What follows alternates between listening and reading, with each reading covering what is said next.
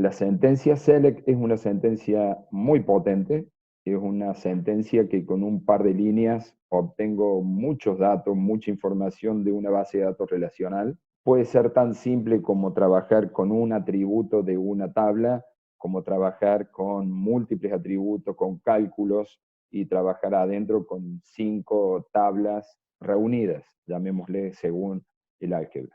¿Qué señala esto de tener 2 líneas en negro y el resto en azul? Señala que para que una consulta a una base de datos sea bien armada, tiene que tener básicamente estas 2 líneas.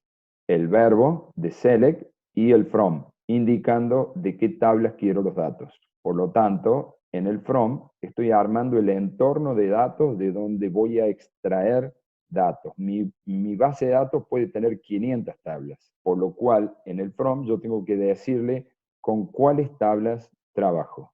Ahora ya no hablamos de relaciones como en el álgebra relacional. Ya acá hablamos de tablas, porque son relaciones de modelo relacional implementadas específicamente en un motor. Entonces ya no existe el control de las propiedades que veníamos haciendo en el álgebra.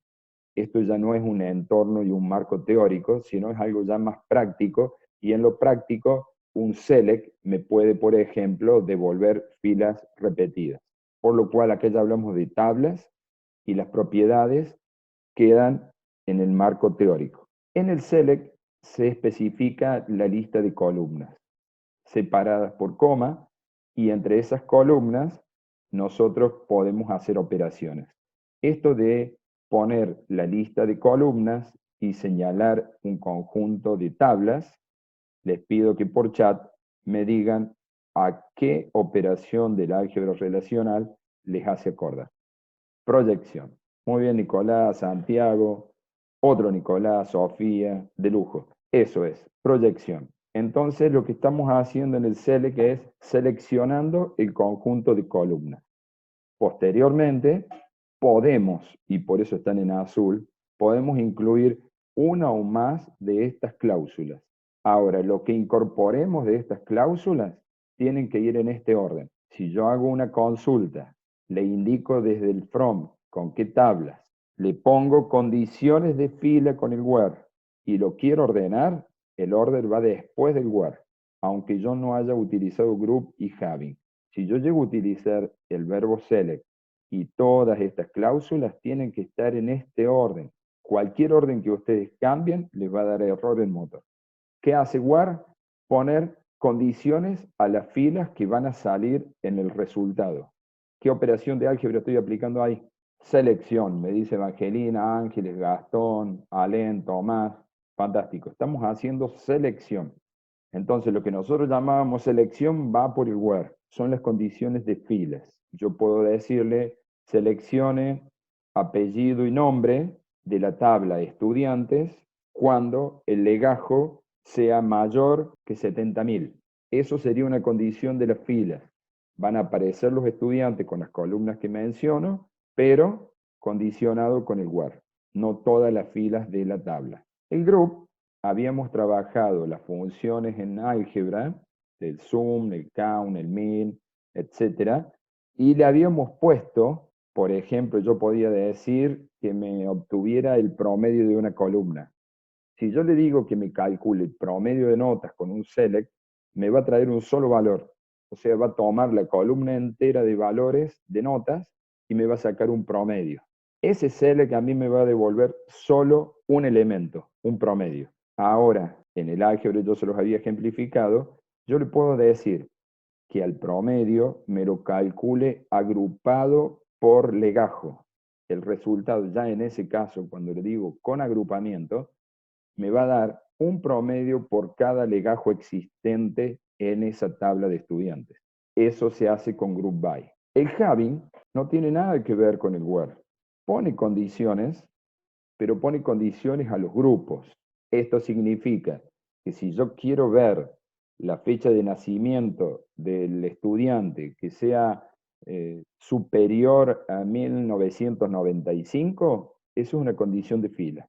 Si yo quiero, por ejemplo, que me muestre el listado de los alumnos cada uno con su promedio, es decir, que venía agrupado por legajo, pero además solo me muestre las que tengan un promedio superior a 9, eso es una condición para los grupos. Es decir, que el motor toma la tabla, la agrupa, calcula el promedio por cada uno de esos grupos y después a ese promedio se fija si cumple la condición especificada en el Javi.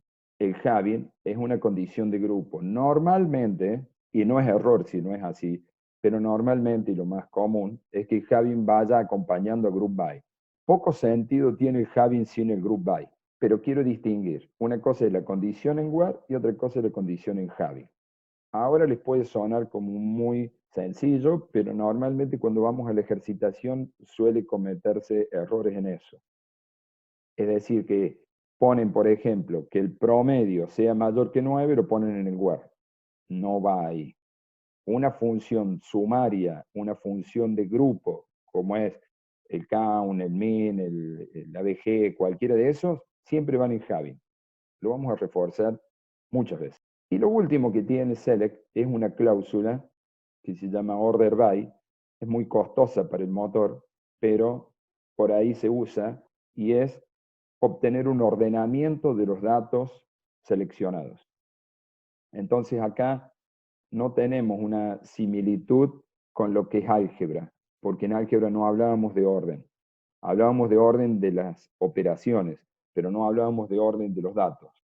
Acá ya estamos hablando de tablas, entonces el resultado sí puedo pedirlo ordenado, según una lista de columnas, separado por coma, y también puedo indicarle si lo quiero ascendente o descendente.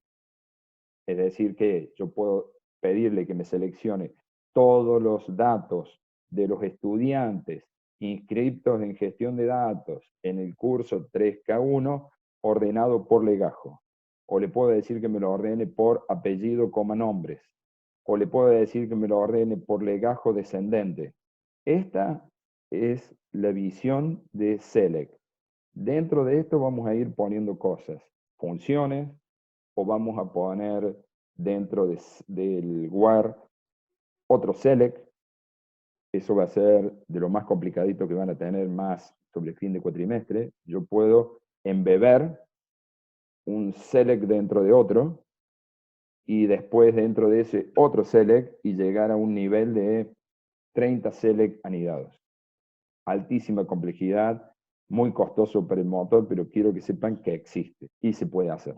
Eso es select, esa es la manera de trabajar con esa sentencia y ese es el conjunto de cláusulas que tiene y dentro de ese conjunto de cláusulas vamos a poder hacer un montón de cosas. Acá les estoy mostrando una típica consulta simple, una consulta que tiene solo una proyección, no tiene condición de filas. Acá estamos diciendo select E, que es empleado, porque a empleado le hemos puesto un alias. Es un alias temporal, un alias que finalizada la sentencia, ese dato, ese E, no se almacena en ningún lado, se perdió. Digo, select E punto apellido, E punto nombre, E punto número de documento, siempre con las comas. Por lo tanto, cuando yo al motor le digo E punto apellido, le estoy diciendo que vaya a empleados y obtenga esos atributos. En las consultas simples, esto no tiene demasiado peso, pero cuando vayamos a lo que es consultas multitablas y empecemos a trabajar con reuniones, donde muchas tablas pueden tener nombres de atributos en común, si yo no cualifico el dato, no le digo al motor que este legajo venga de estudiantes y ese legajo no venga de exámenes, si yo nombro esas dos tablas en la consulta y ambas tienen el mismo nombre de atributo, si yo no lo cualifico, me va a dar error por ambigüedad. ¿Qué significa un error por ambigüedad? Que el motor no sabe de dónde proviene el dato. Si no sabe de dónde proviene el dato, no lo va a poder resolver.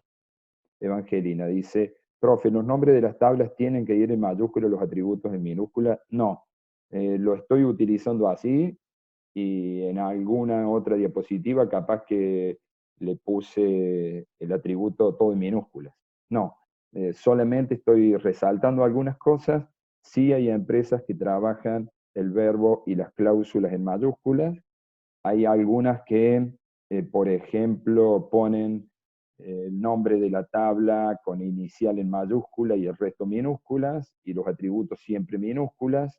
No, en eso no hay una convención general, pero sí dentro de las empresas se busca acordar alguna forma de escritura simplemente para que el que venga después de que uno se va de la empresa y deja código almacenado, sepa leerlo de la mejor manera. Y otra cosa más, esto yo lo estoy separando en dos renglones. Podría haber ido todo junto, todo en una misma línea. Aquí, por ejemplo, esto, si yo le hago F5, me devuelve ese conjunto de filas. Si yo le hago un enter acá y dejo separado así, y yo le hago F5, me vuelve a devolver las filas. ¿Qué sucede con esto? Hay muchas instrucciones que, por ejemplo, en el select yo puedo decirle directamente, hacerle la proyección, es decir, que me liste algunos atributos. Ahí estoy haciendo una proyección sobre la tabla productos, el nombre y el ID.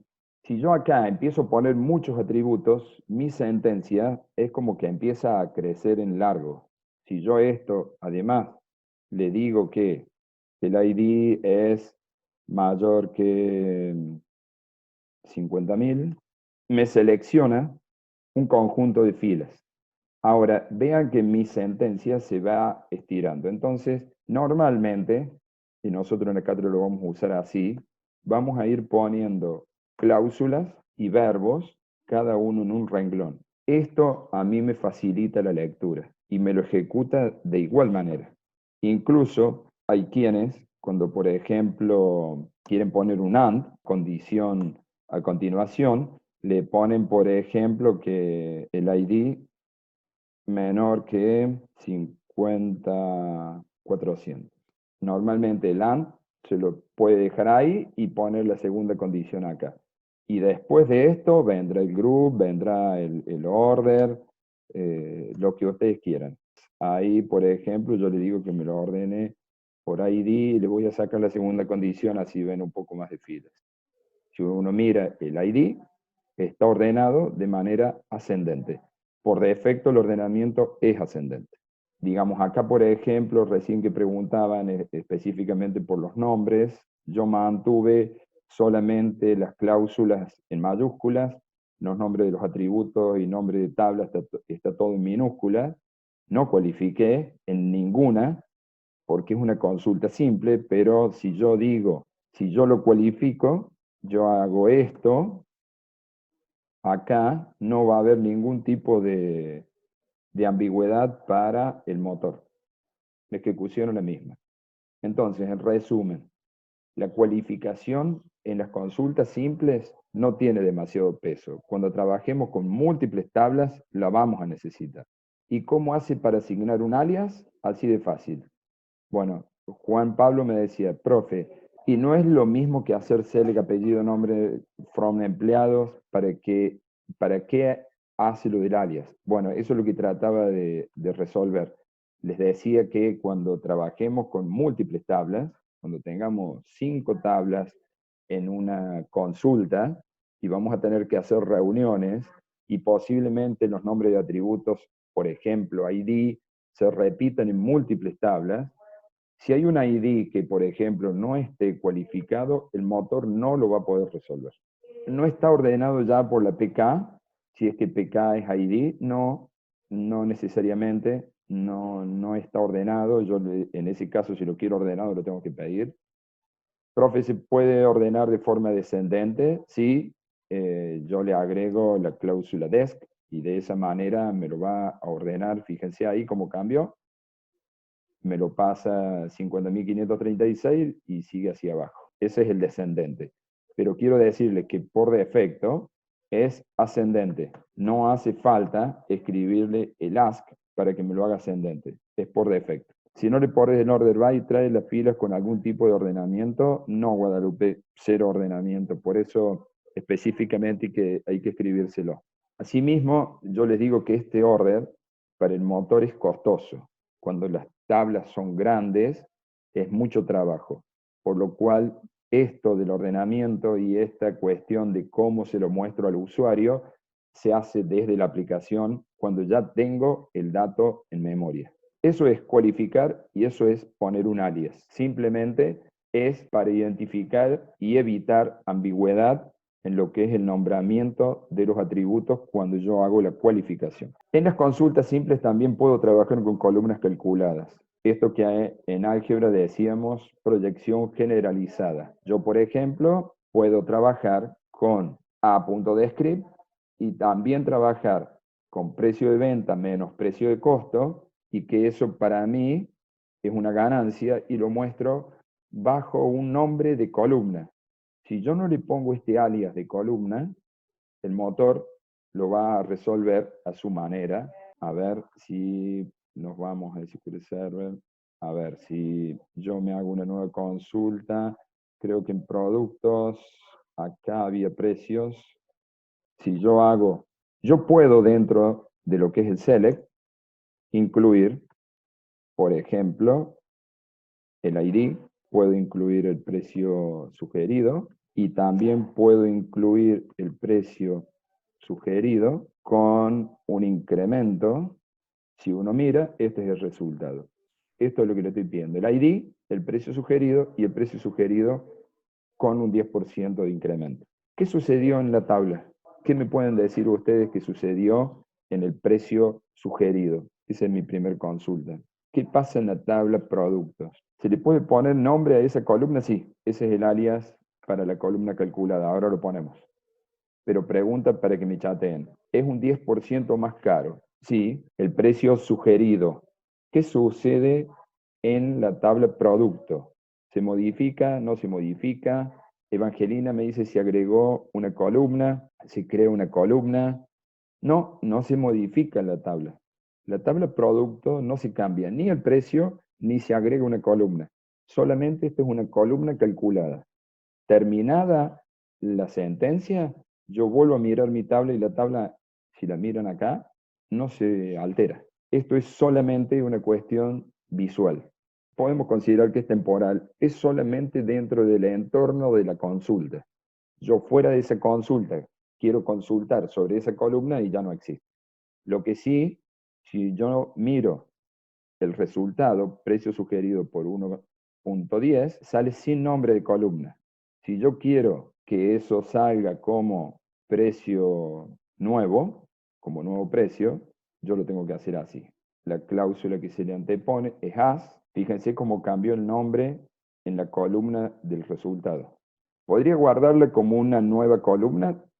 Eso ya no es manipulación. Yo ahí ya tendría que hacer DDL, pidiéndole agregar una columna y después hacer una consulta y guardar esa consulta dentro de esa columna. Fíjense que acá yo estoy haciendo solamente DML. No se altera la estructura de la tabla. Es solamente DML. En algunos motores, lo que sí se puede hacer es que directamente no ponen la cláusula as. ¿Lo ven? Yo le pongo as o no le pongo el as y el resultado es exactamente el mismo. Entonces acá ya tengo una consulta simple pero con columnas calculadas. Esto yo ya lo he usado en algún ejemplo que es el asterisco. Yo acá le estoy diciendo de E, que empleados es E. Yo acá podría haber hecho empleados punto asterisco también, o directamente asterisco porque es una consulta simple. Y lo que hace es mostrarme todas las columnas que tiene empleados. ¿Cuáles filas? Todas. No tiene restricción de filas. Si yo quisiera evitar las filas duplicadas, que es lo que por definición sí hacía el álgebra, tengo que incluir una cláusula que es distinct, elimina las repeticiones. Por lo cual, en una consulta de empleados con apellidos y nombres, es muy probable, cuando una empresa es grande, que haya apellidos y nombres, ambos elementos repetidos, porque lo que hace es evitar la repetición, pero de la fila completa, no de un atributo. Y lo que sí se le puede poner, que es lo que venía recién empezando a agregar, es la cláusula where, agregando las condiciones de fila y seleccionando el conjunto de filas que yo quiero que aparezcan. Por ejemplo, en este caso, debería figurar solo una fila en el resultado, que sería apellido, nombre, dirección de los empleados, pero solamente cuando el número de documento sea ese que figura en pantalla. Eso es condición de fila. Ahí ya estoy aplicando proyección y selección del álgebra en lo que sería el select y lo que sería where. ¿Qué vamos a poder incluir dentro de inicialmente where? Vamos a analizarlo primero por where. Después van a ver que estas cosas se pueden utilizar en algunas otras cláusulas. Estas son las condiciones para las filas y que después algunas de estas vamos a poder utilizar en las condiciones de grupos. Vamos a tener test de comparación, de rango, pertenencia a conjunto, correspondencia con patrón y test de valor nulo. Fíjense que ya hay un test específico para valor nulo. Son 5 condiciones de búsqueda que yo puedo implementar. Este es el típico test de comparación, lo que yo recién hacía con el ID mayor que y el ID menor que. Acá estoy filtrando con determinados signos, y esto se le llama test de comparación, cuando utilice alguno de esos signos al comparar un atributo contra un valor constante o quizás con otro atributo. Eso también lo puedo hacer. Puedo trabajar con igualdad o con desigualdades. Puedo negarlo a este signo y me va a cambiar el sentido. Pero en definitiva ese es el test de comparación. Utilizar cualquiera de esos signos dentro de una comparación de un atributo. El test de rango lo que hace es incluir una nueva cláusula que es between, por lo cual el resultado de esto serán categorías y básicos que vienen de la tabla categorías, donde el básico esté comprendido entre 500 y 1200, incluidos los extremos.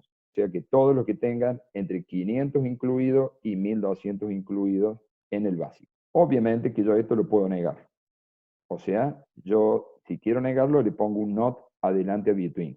Lo mismo que los signos, ¿no? Los signos estos en los test de comparación. Yo puedo negar el between y ahí me cambió el sentido.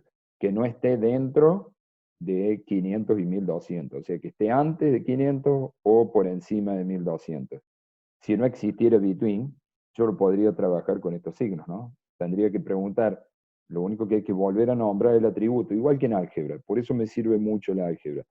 Esto sería, si yo no me existiera between, yo tendría que poner c punto básico mayor igual a 5.000, a 500, perdón, y sueldo básico menor o igual que 1200. El test de pertenencia a conjunto es verificar si un determinado atributo tiene valores comprendidos entre los valores que estoy mencionando. Esto puede ser una lista larga, esto puede ser una lista variable, por lo cual el int es bastante importante. ¿Se podría reemplazar? Sí, porque fíjense, acá me está diciendo que muestre apellido, nombre y código postal de los empleados cuando el código postal esté dentro de ese conjunto, 5000, 5001, 5009. ¿Cómo lo podría reemplazar al int? 3 condiciones de igualdad con OR, exactamente. Entonces, yo tendría que validar que el código postal sea igual a 5000 OR, el código postal igual a 5001 OR, el código postal igual a 5009. Obviamente que el int también se puede negar. El test de correspondencia con patrón tiene un nombre muy particular, pero lo que me permite es validar que, por ejemplo, en este caso, el apellido comience con per. En el resultado me van a aparecer todos los empleados apellidos Pérez, Peralta, Pero, Perulero, todo lo que empiece con per. Fíjense que aparece un comodín, no es cualquier signo, es el signo de porcentaje, y lo que me permite es validar que empiece con esos caracteres. Después, hacia la derecha, los que vengan. Yo acá tengo todos los productos, lo que les decía recién, todos los productos. Pero vamos a ponerle una condición de que el nombre, like, y acá le vamos a poner las comillas, que el nombre tenga, por ejemplo, que acá me están apareciendo los productos cuyo nombre contienen adentro NN. O sea que yo al porcentaje, depende de dónde lo ponga. Si lo pongo ahí, me va a cambiar el efecto. No tengo ninguno que empiece con NN. Sí tengo alguno que en el medio tenga NN. Y no sé si tengo algo que termine con NN. No tengo. Por lo cual el porcentaje empieza a jugar si va al comienzo, si va solo al final o si va de ambos lados. Esto es entonces un comodín. Ese comodín me permite reemplazar la cantidad de caracteres que me vengan. Existe otro comodín que es el guión bajo. El guión bajo reemplaza caracteres a caracteres. Si en lugar de la P yo le pongo un guión bajo y dejo ER y signo porcentaje, ahí me cambia. Significa, el guión bajo es carácter a carácter.